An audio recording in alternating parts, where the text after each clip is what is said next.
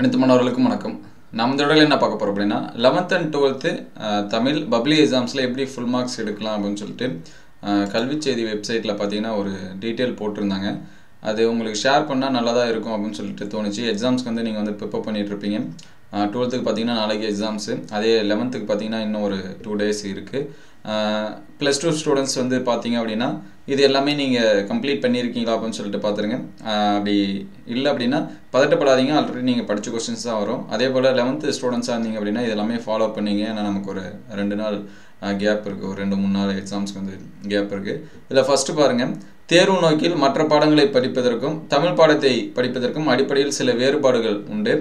தமிழ் பாடத்தில் பிழைகளால் மதிப்பெண்களை இழக்க நேரிடும். முதன்மையான ஒற்று பிழைகள் அதிகம் இருந்தால் மதிப்பெண் நிச்சயம் குறையும்.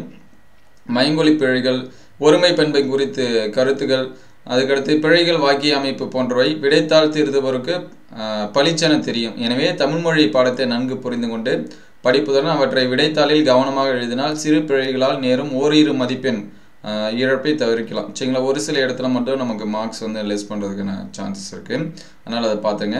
அதுக்கடுத்து மனனப்பாட பகுதிக்கு புத்தகத்தில் கொடுத்திருப்பது போல சீர் மற்றும் அடி மேற்கோள் குறியிடுவது போன்ற பிழைகள் இல்லாது கவனமாக எழுத வேண்டும். பகுபத உறுப்பு இலக்கணம், இலக்கண குறிப்பு, புணர்ச்சி விதி, மொழிபெயர்ச்சி தொடர்பான கேள்விகளுக்கு பதில் அளிக்கையில் பெரும்பாலான மாணவர்கள் மாற்றி விடை எழுதுகின்றனர். சராசரியாக படிக்கும் மாணவர்கள் இப்பதியில் அதிக தவறும் செய்கின்றனர்.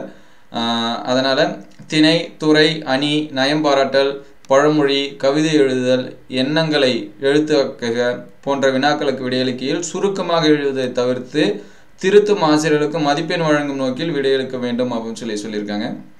அதே வேளையில் வினாத்தாளில் கேட்கப்பட்டதை விட கூடுதல் வினாக்களுக்கு விடையளிப்பதை தவிர்க்க வேண்டும் அப்படின்னு சொல்லியிருக்காங்க. விடைத்தாள் திருத்தப்படும் முதல் வினாவில் இருந்து குறிப்பிட்ட எண்ணிக்கையிலான விடைகளுக்கு மட்டுமே மதிப்பெண் அளிப்பார். அடுத்தடுத்து எழுதப்பட்ட விடைகள் மிகச்சரியாக இருந்தாலும் அவற்றிற்கு மதிப்பெண் கிடைக்காது.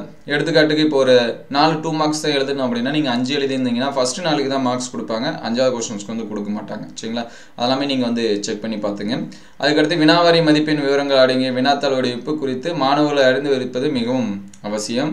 அதோடு குறைந்தபட்சம் 5 அல்லது 6 பொதுத் தேர்வு வினாக்களை எடுத்து வைத்துக்கொண்டு கேட்கப்பட்ட அனைத்து வினாக்களுக்கும் விடையளித்து பாருங்கள். சரிங்களா? ஆல்ரெடி நம்ம 7-in-1 அப்படின்னு சொல்லிட்டு ஒரு PDF அப்லோட் பண்ணியிருந்தோம். அதில் இது வரைக்கும் பப்ளிக் எக்ஸாம்ஸில் நடந்த 12th அப்லோட் பண்ணியிருக்கோம். அதே 11th பார்த்தீங்கன்னா 3-in-1 அப்படின்னு சொல்லியிருக்கோம். 11th and 12th 2 பேத்துக்குமே லாஸ்ட்டாக நடந்த 3 பப்ளிக் கொஸ்டின். சரிங்களா? ஏன்னா நமக்கு கம்மியாக தான் நடந்திருக்கு மெயினாக. சரிங்களா? சப்ளிமெண்ட்ரி எக்ஸாம்ஸும் நடந்திருக்கு. அதோட கொஷின்ஸ் கிடச்சிச்சின்னா நான் அப்டேட் பண்ணுறேன். ப்ளஸ் வந்து 12th PTA கொஷின்ஸ் இதெல்லாமே அப்டேட் பண்ணியிருக்கோம். அது எல்லாமே பார்த்தீங்கன்னா உங்களுக்கு ஹெல்ப்ஃபுல்லாக இருக்கும். சரிங்களா? இந்த பயிற்சி உங்களுக்கு அதிக மதிப்பெண் கிடைக்க உதவியாக இருக்கும். எந்த கேள்வியை படித்தாலும் சந்தேகம் இல்லாமல் நிறைவாக படித்து கொள்ளுங்கள். அப்போதுதான் விதை அடிக்கும் போது குழப்பம் ஏற்படாது.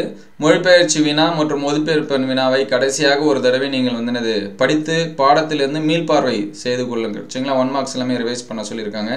செய்யுள், உரைநடை, விரிவானம் போன்ற பாடத்தின் பின்பகுதியில் இருந்தும் ஏனைய வினாக்கள் பாடத்தின் உள்ளிருந்தும் கேட்கப்படுவதால் நன்றாக படிப்பவர்களுக்கும் அவற்றில் ஓரிரு மதிப்பெண் இழக்க வாய்ப்புண்டு. எனவே 2 மற்றும் 4 மதிப்பெண் வினாக்களை சரியாக தேர்ந்தெடுத்து உரிய தலைப்பிட்டு விடையளிக்கணும் அப்படின்னு சொல்லியிருக்காங்க. நெடுவினாவை பொறுத்த வரைக்கும் குறிப்பு சட்டம், முன்னுரை ஆகியவற்றோட உள்தலைப்புகளுக்கு பதில் அளித்து முடிவுறுடன் முடிப்பது முழுமைப்பெண் தரும் அப்படின்னு சொல்கிறாங்க. அதனால் நெடுவினாக்கெல்லாம் ஆன்சர்ஸ் பண்ணும்போது இதெல்லாமே பார்த்துருங்க. இதே போன்று பாடத்தின் பின்பகுதியில் உள்ள மொழிபெயர்ச்சி வினாக்களின் பேச்சு வழக்கை எழுத்து வழக்காக மாற்றுவது, பிற மொழி சொற்களை தமிழுக்கு தமிழாக்குக, மயங்கொலி சொற்களை ஒரே தொடரில் அமைத்து எழுதுக, கலை சொல்லாக்கம் தருவது போன்ற வினாக்களுக்கு அதிக திருப்புதல் அவசியம். சரிங்களா? நீங்கள் வந்து ரிவிஷன் பண்ணியிருக்கணும் அப்படின்னு சொல்கிறாங்க. இங்கே ஒரு சின்னதாக ஒரு பாக்ஸ் போட்டு கொடுத்துருக்காங்க. அதாவது 6 மதிப்பெண் வினார்களுக்கு நீங்கள் வந்து எல்லாமே விடையளிச்சிட்டிங்க வேணால் கிட்டத்தட்ட உங்களுக்கு 60 மதிப்பெண்களுக்கு நிச்சயம் அப்படின்னு சொல்கிறாங்க. 4 மதிப்பெண் வினாவிற்கு தலைப்பிட்டு நன்றாக எழுதினால் அதிக மதிப்பெண் பெறுவது நிச்சயம். 2 மதிப்பெண் வினாவை பிழையின்றி எழுதினால் உன் இலக்கை எட்டுவது நிச்சயம். 1 மதிப்பெண் வினாவை அனைத்திற்கும் சரியான விடையளித்தால் தமிழ் பாடத்தில் நீதான் முதல்வன் அப்படின்னு சொல்லியிருக்காங்க. ஏன்னா 1 மார்க்ஸில் தான் நிறைய ஸ்டூடெண்ட்ஸ்க்கு வந்து போகும். 99, 98லாம் எடுத்துருவாங்க. ஆனால் இதில் 1 மார்க் வந்து போச்சுன்னா அது இந்த 1 மார்க்ஸில் இருக்கும். அதனால் ரிவைஸ் பண்ணிங்க. வெற்றி பெற வாழ்த்துக்கள். அனைத்து மாணவர்களுக்கும் சிறப்பாக தேர்வு எழுதுங்க. நீங்கள் படித்த கொஸ்டின்ஸ் தான் வரும். அதனால் எக்ஸாம்ஸை பற்றி எந்த ஒரு கவலையும் படாதீங்க. ஃபைனல் ரிவிஷன் இது எல்லாமே 1 மார்க்ஸ் இது எல்லாமே பார்த்துருங்க. ஆல்ரெடி எக்ஸாம்ஸ்க்கு முன்னாடி என்ன பண்ணணும், பின்னாடி என்ன பண்ணணும் எல்லாமே சொல்லிட்டோம். ஃபிசிக்ஸ், கெமிஸ்ட்ரி, பயாலஜி எல்லாத்துக்குமே முக்கியமான கொஷின்ஸும் அப்லோட் பண்ணியிருக்கோம். அந்த வீடியோஸ் எல்லாமே பிளேலிஸ்ட்டில் இருக்குது, டிஸ்கிரிப்ஷன் லிங்க்லேயும் தரேன், நீங்கள் செக் பண்ணி பார்த்துக்கலாம். இந்த வீடியோ உங்களுக்கு பயனுள்ளதாக இருந்துச்சு அப்படின்னா உங்கள் நண்பருக்கு ஷேர் பண்ணுங்கள். இந்த மாதிரி வீடியோ தொடர்ந்து வரணும் அப்படின்னா நம்ம சேனலை சப்ஸ்கிரைப் பண்ணுங்கள். தேங்க்யூ ஃபார் வாட்சிங்.